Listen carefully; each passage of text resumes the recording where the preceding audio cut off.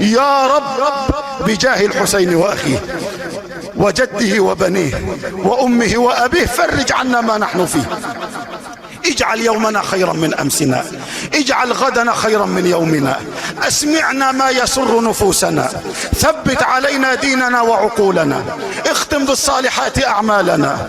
يا رب لا تعاملنا بأعمالنا ولا تؤاخذنا بأفعالنا، بلغنا مما يرضيك آمالنا، أصلح بالنا وأحوالنا. يا رب قد عجز الطبيب فداونا، يا رب قد كثر الفساد فنجنا، يا رب قلت حيلتي فتولنا، يا رب اهدنا سبل السلام، ارزقنا حسن الختام، أبلغ حبيبك وآله منا السلام، حققنا بمعيتهم في اليقظة والمنام، اجمعنا قريبا في روضة سيد الأنام وفي بلدك الحرام وفي الكعبة الحرام.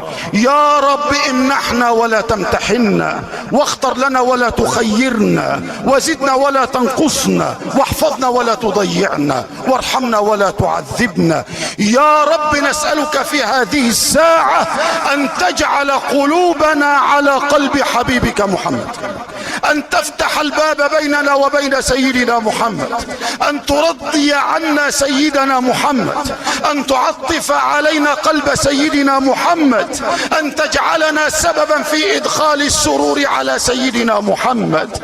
يا رب في الآخرة لا تفرق بيننا وبين سيدنا محمد، وفي القبر لا تفرق بيننا وبين سيدنا محمد. إلهي نجنا من كل ضيق بجاه المصطفى مولى الجميع، وهب لنا في مدينته قرارا ورزقا ثم دفنا بالبقيع. يا عالم السر منا لا تكشف الستر عنا، وعافنا واعف عنا وكن لنا حيث كنا. يا رب اشف أمراضنا الآن، استر أعراضنا وارحم أمواتنا الآن. اجعل هذه الذكرى روحا وريحانا ونورا وسرورا وحبورا على قبور أمواتنا وأموات المسلمين. اغفر لنا ولوالدينا، رب ارحمهم كما ربونا صغارا، الحقنا بهم على خير حال. يا رب ضعفاء يا رب فقو إيماننا، يا رب أذلاء فأعزنا، يا رب نحن فقراء فأغننا، يا رب نحن جهلاء فعلمنا، يا رب نحن منكسرين فاجبر كسرنا. يا رب لا تخرجنا من بيتك إلا وقد غفرت لنا وأعطيتنا سؤلنا وبلغتنا مرادنا وجبرت خاطرنا. صلى الله وسلم وبارك على سيدنا محمد وآله. بمحمد